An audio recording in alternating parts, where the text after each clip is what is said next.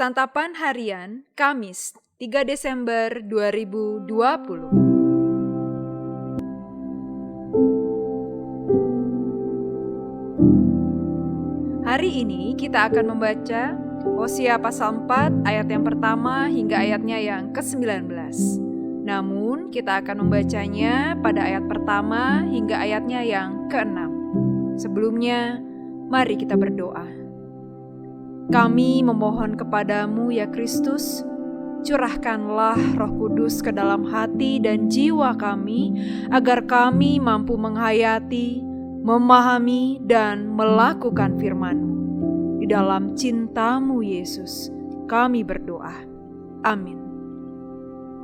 Hosea 4 ayat 1-6. Dengarlah firman Tuhan, hai orang Israel. Sebab Tuhan mempunyai perkara dengan penduduk negeri ini. Sebab tidak ada kesetiaan dan tidak ada kasih, dan tidak ada pengenalan akan Allah di negeri ini. Hanya mengutuk, berbohong, membunuh, mencuri, berzinah, melakukan kekerasan, dan penumpahan darah menyusul penumpahan darah. Sebab itu negeri ini akan berkabung, dan seluruh penduduknya akan merana.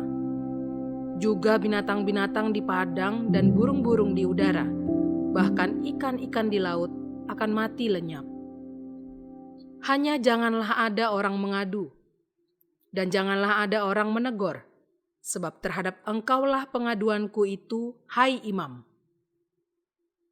Engkau akan tergelincir jatuh pada siang hari, juga nabi akan tergelincir jatuh bersama-sama engkau pada malam hari.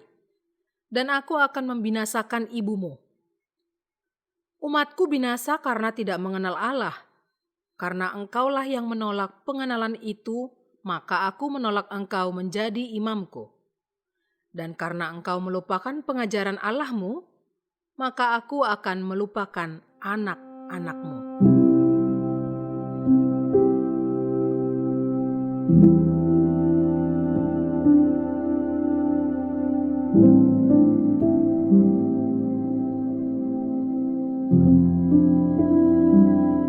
Sahabat Santapan Harian, Tuhan sangat berduka ketika cinta kasih-Nya menghilang dari tengah kehidupan umat yang dikasihinya. Itulah yang dialami bangsa Israel. Mereka adalah umat yang sangat dikasihinya, tetapi justru tega mengingkari perjanjian. Orang-orang yang sejatinya bisa diandalkan untuk menjaga perjanjian kasih karunia malah berkhianat, yaitu para imam dan nabi. Mereka tidak menjalankan tugas sesuai dengan panggilannya. Mereka seharusnya mewartakan kasih Allah dengan segala kebenaran, kesetiaan, dan keadilannya. Kenyataannya, mereka malah lebih mengutamakan materi. Ironisnya, mereka malah memelopori untuk menolak pengenalan akan Allah. Dengan terang-terangan, mereka malah berselingkuh dengan ilah lain.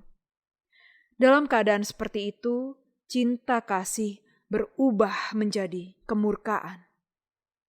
Hal ini tampak melalui kisah penghukuman Allah terhadap umat yang meninggalkannya. Hati Allah kian sakit ketika umatnya lari kepada para penenung dan berhala di Kanaan. Mereka mempersembahkan kurban di puncak-puncak gunung dan di atas bukit-bukit. Bahkan mereka melaksanakannya dengan gembira.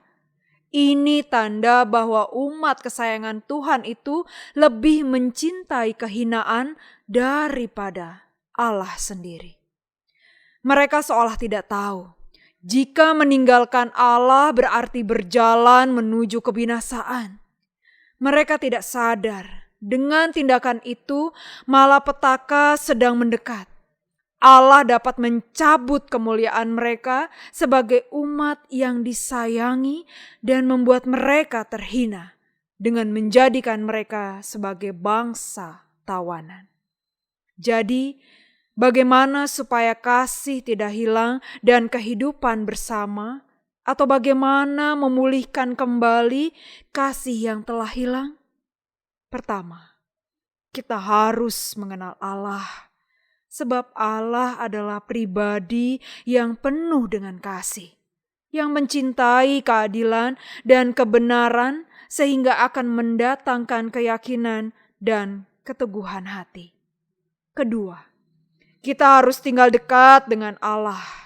Dengan demikian, kasih Allah akan terjaga dalam persekutuan kita yang intim dengannya. Mari kita berdoa. Kami ingin selalu dekat dan mengenal Engkau, ya Allah, agar kami semakin serupa dengan Engkau. Di dalam nama Yesus Kristus, kami berdoa. Amin.